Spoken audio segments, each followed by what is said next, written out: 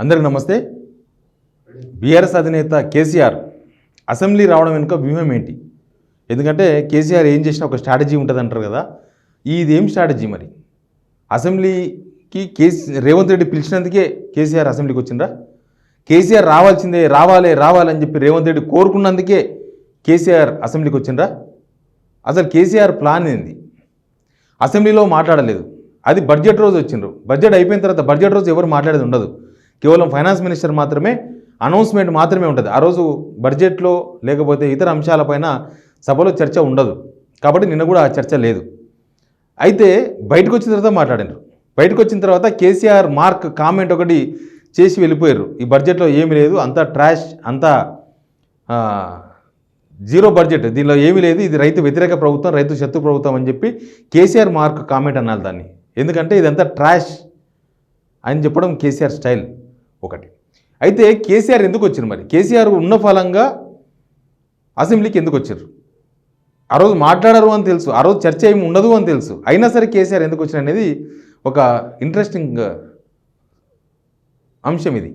ఎందుకంటే కేసీఆర్ అంతకుముందు ఎమ్మెల్యేల ప్రమాణ స్వీకారం జరిగింది. అంతకుముందు ఓటాన్ అకౌంట్ బడ్జెట్ జరిగినప్పుడు జనవరి ఫస్ట్ వీక్ సెకండ్ వీక్ జరిగిన అసెంబ్లీలో అప్పుడు ప్రమాణ స్వీకారానికి రాలేదు. ఏంటంటే అప్పటికి ఆయన కాలు ఫ్రాక్చరు, రకరకాల సమస్యలతో అనారోగ్యంతో ఉన్నారు, రాలేదు. ఆ తర్వాత ఆయన ప్రమాణ స్వీకారానికి వచ్చిండ్రు. ఆ తర్వాత స్పీకర్ ఛాంబర్కి వచ్చి ప్రమాణ స్వీకారం చేసిండ్రు. తర్వాత అసలు కేసీఆర్ అసెంబ్లీకి రాడు, కేసీఆర్ అసెంబ్లీకి ఎందుకు వస్తాడు?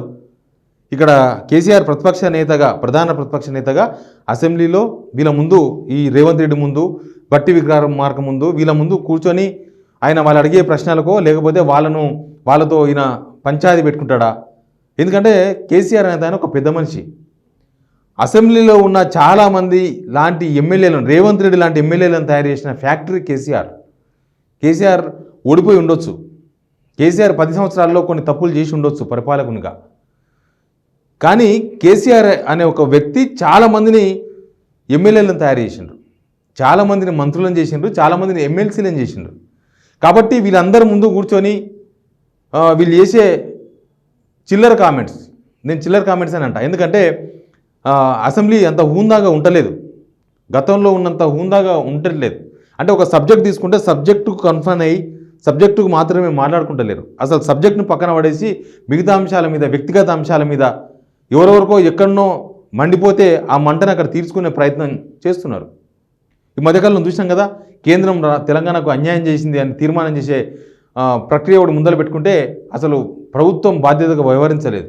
అసలు ఎందుకు అన్యాయం జరిగింది, ఎక్కడ అన్యాయం జరిగింది, ఏ రంగంలో అన్యాయం జరిగింది, అసలు వీళ్ళు ఇచ్చిన వినతి పత్రాలు ఏంది, మోడీని కలిసినప్పుడు ఏం జరిగింది, అమిత్ షాను కలిసినప్పుడు ఏం జరిగింది, ఏం హోప్స్ ఉన్నాయి కేంద్రం మీద తెలంగాణకు రావాల్సినవి, ఏం వచ్చినాయి, ఏం రాలేదు అనే విషయాన్ని ఎక్కడ చెప్పకుండా వేరే కామెంట్స్ మాట్లాడుతున్నారు. అట్లాంటి అసెంబ్లీలో కేసీఆర్ వాళ్ళతో పాటే ఉండి అట్లాంటి కామెంట్స్ వినుకుంటూ వాటికి కౌంటర్ ఇచ్చుకుంటూ ఉండే ఆ స్థాయికి కేసీఆర్ దిగజారలేదు అనేది ఒక పాయింట్. కేసీఆర్ కొంత అంతకుముందు కూడా ఆయన ప్రెస్ మీట్లో మాట్లాడిండొచ్చు, ప్రెస్ మీట్లో చాలా అంశాలను లేకపోతే ప్రతిపక్షాలను తీసిపడేసినట్టు లేకపోతే మీడియాను తీసిపడేసినట్టు మాట్లాడిన సందర్భాలు చాలా ఉన్నాయి కేసీఆర్. కానీ అసెంబ్లీలో ఎప్పుడు అట్లా మాట్లాడలేదు. అసెంబ్లీలో చాలా హుందాగా వ్యవహరించారు. ఒక సీనియర్ రాజకీయ నేతగా, ఒక సభానాయకుడిగా ఆయన అసెంబ్లీలో ఎట్లా ఉండాలనో అట్లే ఉన్నారు, సభలో అట్లే ఉండాలి, బయట వేరేలా ఉండాలి. బయట మాట్లాడినప్పుడు జనం చూసుకుంటారు. ఇప్పుడు కేసీఆర్ వచ్చినా రాకపోయినా నిజానికి రేవంత్ రెడ్డి కూడా అంతగానం ఒత్తి రావాల్సిందే, మిమ్మల్ని కాలు కట్టేసి తీసుకొస్తా లేకపోతే మిమ్మల్ని నిలబెడతా అని మాట్లాడాలని అవసరం లేదు. అసెంబ్లీకి రాకపోతే జనమే చూసుకుంటారు.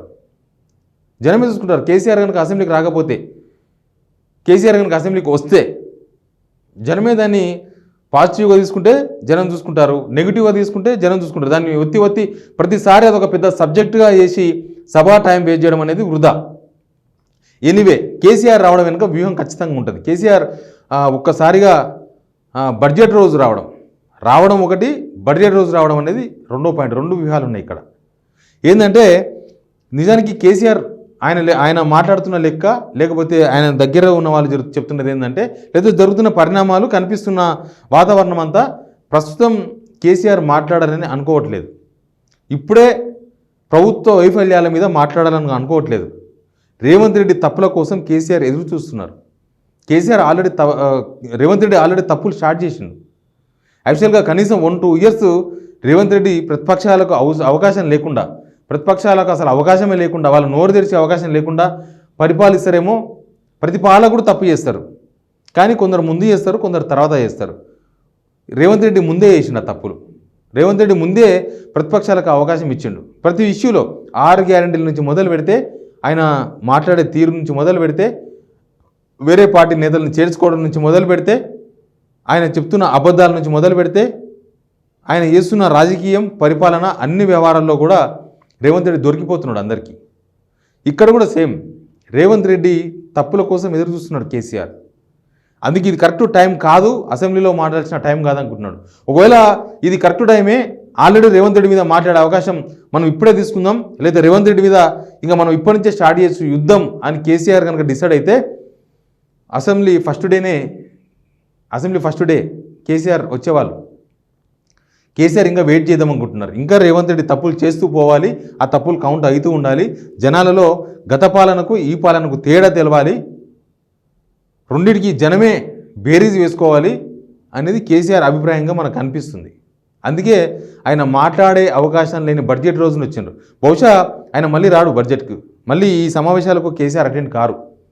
కేసీఆర్ అటెండ్ అయ్యేది మళ్ళీ నెక్స్ట్ ఇయరే. అప్పటికి ఇంకొక 6 నెలలు గడుస్తుంది. అసెంబ్లీ 6 నెలలకు ఒకసారి పెడుతున్నారు. ఇంతకుముందు 3 నెలలకు ఒకసారి పెట్టి చర్చించేవాళ్ళు. ఇప్పుడు ఆ సిస్టమ్ పోయింది. తెలంగాణ వచ్చిన తర్వాత 6 నెలలకు ఒకసారి, అది కూడా ఒక సాంప్రదాయం, ఒక ప్రోటోకాల్. 6 నెలల్లో అసెంబ్లీ కనుక కూర్చోకపోతే గవర్నమెంట్ డిజాల్వ్ అవుతుంది రాజ్యాంగం ప్రకారం. కాబట్టి 6 నెలలకు ఒకసారి అసెంబ్లీ సమావేశాలు నడుస్తున్నాయి. ఇప్పుడు అదే తంతు అసెంబ్లీ సమావేశాలు అనేది.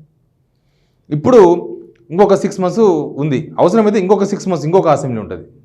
అట్లా నాకు తెలిసి నెక్స్ట్ అసెంబ్లీ కూడా నెక్స్ట్ అసెంబ్లీకి రావచ్చు. ఎందుకంటే అప్పటికి ఒక 2 years దగ్గర పడుతుంది. ఒక 1.5 దాటి 2 years దగ్గర పోతూ ఉంటుంది రేవంత్ రెడ్డి పాలన. అప్పటికి చాలా విషయాలు దొరికిపోతారు. ఇప్పటికే చెప్పిన కదా 6 గ్యారెంటీల్లో బడ్జెట్ లేదు, ప్రభుత్వానికి పాలసీలు లేవని ఒక కామెంట్ చేసిండ్రు. నిజానికి కొత్త గవర్నమెంట్ వచ్చినప్పుడు ఈ గవర్నమెంట్కి ఒక స్టైల్ ఉండాలి, ఈ గవర్నమెంట్కి ఒక వ్యూ ఉండాలి, ఈ గవర్నమెంట్ ఏం చేయబోతుంది అనేది జనాలకు అర్థమయ్యేలా చెప్పగలగాలి. ఒక ఫార్ములా ఉండాలి. ఎడ్యుకేషన్ డిపార్ట్మెంట్లో ఈ ప్రభుత్వం ఈ సిస్టమ్ తీసుకోబోతుంది, ఈ ప్రణాళిక ఉంది, ఇంకో ఇది మా ఫార్ములా అని చెప్పగలగాలి. కానీ ఎందుకో ఈ బడ్జెట్ సమావేశాలు బడ్జెట్ పెట్టింది కానీ ఎక్కడ కూడా ఇండస్ట్రియల్ కానీ, లేకపోతే అగ్రికల్చర్ కానీ, లేకపోతే ఎడ్యుకేషన్ కానీ, హెల్త్ కానీ ఎక్కడ ఒక పాలసీని ప్రకటించలేకపోయింది ప్రభుత్వం.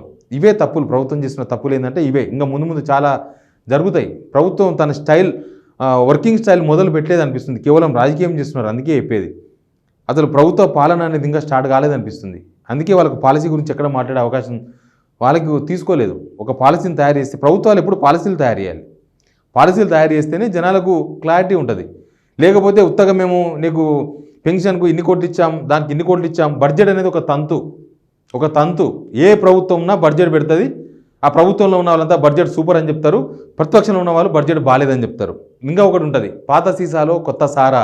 కమ్యూనిస్ట్ పార్టీలు కనుక యాక్టివ్గా ఉంటే ఆ వాడేవాళ్ళు. వాళ్ళు యాక్టివ్గా లేరు కాబట్టి ఆ మాట మనకి వినబడతలేదు. ఈవెన్ బీఆర్ఎస్ నుంచి కాంగ్రెస్లో ఏరిన ఎమ్మెల్యేలు కూడా బడ్జెట్ సూపర్ అని చెప్తున్నారు. ఒకవేళ వాళ్ళు కాంగ్రెస్లో ఉండకుండా బీఆర్ఎస్లో కనుక ఉండింటే ఇదేం బడ్జెట్ అని మాట్లాడేవాళ్ళు. దాన నాగేందర్ సూపర్ అంటున్నాడు, పోచారం శ్రీనివాస్ రెడ్డి సూపర్ బడ్జెట్ అంటున్నాడు. ఆ ఇద్దరు కనుక బీఆర్ఎస్లో ఉంటే ఈ బడ్జెట్, ఇది అసలు బడ్జెటే కాదు, ఇది పేదల బడ్జెట్ కాదు, ఇది అసలు తెలంగాణలో కాంగ్రెస్కు వ్యూ లేదు, ఇది బడ్జెట్ బాగాలేదని చెప్పేవాళ్ళు. ఇది ఒక తంతు. వాళ్ళు పెడతారు, వీళ్ళు బాగాలేదంటారు, వాళ్ళు బాగుందంటారు. కానీ కేసీఆర్ ఉన్న ఫలంగా అసెంబ్లీ రావడానికి ఒక రీజన్ చెప్పిన. రెండో రీజన్ ఉంది. ఎమ్మెల్యేలకు ధైర్యం నింపే ప్రయత్నంలో భాగంగా కేసీఆర్ బహుశా అసెంబ్లీకి వచ్చి ఉండొచ్చు అనేది ఒకటి చర్చ నడుస్తుంది. ఎందుకంటే అసెంబ్లీలో ఓ డిఫెన్స్ నడుస్తూ ఉంటుంది ఎప్పుడు. ఇక్కడ హరీష్ రావు, కేటీఆర్ మాట్లాడతారు, అవతల వైపు ఎక్కువ ముఖ్యమంత్రి గారు మాట్లాడతారు, మధ్యలో పొన్నం ప్రభాకర్ గారు ఆవేశంగా వచ్చి మాట్లాడతారు. తర్వాత ఒకరో ఇద్దరో మంత్రులు అప్పుడప్పుడు మామ అనిపిస్తారు. అంతకుమించి అసెంబ్లీలో నడిచేది ఏముండదు. అక్కడ కేసీఆర్ వచ్చి మాట్లాడేది కూడా ఏముండదు. అందుకే మొన్న కేటీఆర్ అన్నారు ఒక మాట, మీకు మేము సరిపోతాం, కేసీఆర్ అవసరం లేదన్నారు. ఎందుకంటే కేసీఆర్ నెక్స్ట్ రాడు, నిన్ననే లాస్ట్. ఆయన మళ్ళీ ఒక సంవత్సరం తర్వాత వస్తారు. అప్పటి వరకు నడుస్తూ ఉంటుంది అసెంబ్లీలో వీళ్ళు మాట్లాడతారు, వాళ్ళు మాట్లాడతారు. నెక్స్ట్ ఎమ్మెల్యేలకు ఒక ధైర్యం చెప్పే ప్రయత్నంలో భాగంగా కేసీఆర్ అసెంబ్లీకి వచ్చి ఉండొచ్చు అని కనిపిస్తుంది. ఎందుకంటే ఎమ్మెల్యేలు ఆల్రెడీ 10 మంది ఎమ్మెల్యేలు పోయినరు బీఆర్ఎస్ నుంచి, ఇంకా 28 మంది ఎమ్మెల్యేలు ఉన్నారు, వాళ్ళకి 38 మంది ఎమ్మెల్యేలు మొత్తం కేసీఆర్తో కలిపి ఇంకా 28 మంది ఎమ్మెల్యేలు ఉన్నారు. కాబట్టి ఎమ్మెల్యేలకు అసెంబ్లీలో ఒక ధైర్యం చెప్పే ప్రయత్నంలో భాగంగా బహుశా వచ్చి ఉండొచ్చు. ఒక కేసీఆర్ వస్తే నిన్నంతా ఒక ఫుల్ అటెండెన్స్ కనిపించింది. అటు బీఆర్ఎస్ అటు కాంగ్రెస్ సభ కూడా ఒక అలర్ట్నెస్ కనిపించింది. మీరు చూడండి, బడ్జెట్ చర్చిస్తుంటే, బడ్జెట్ మీద మాట్లాడుతుంటే ఎవరు బట్టి విక్రమార్క గారు చాలా సీరియస్గా రేవంత్ రెడ్డి గారు అక్కడ కూర్చున్నారు, ఎక్స్ప్రెషన్ కూడా లేదు. కనీసం బట్టి విక్రమార్క మాట్లాడుతుంటే కనీసం బల్లలు కూడా చర్చలే కాంగ్రెస్ వాళ్ళు. ఈవెన్ రేవంత్ రెడ్డి గారు కూడా చాలా సీరియస్గా కూర్చున్నారు తప్ప ఏ యాక్షన్ చేస్తే ఏం రియాక్షన్ వస్తుంది అనుకున్నారో ఏమో తెలియదు, చాలా అటెన్షన్గా కూర్చున్నారు. అది ఎమ్మెల్యేలకు, బీఆర్ఎస్ ఎమ్మెల్యేలకు నేను వస్తా అసెంబ్లీకి, నేనుంటా మీకు అండగా, మీరు ఉండండి పార్టీలో అని చెప్పే ప్రయత్నంలో భాగంగా బహుశా కేసీఆర్ నిన్న అసెంబ్లీకి వచ్చి ఉండొచ్చు. ప్లస్ జనాన్ని కూడా ఒక సందేశం ఇచ్చినట్టుగా కనిపిస్తుంది.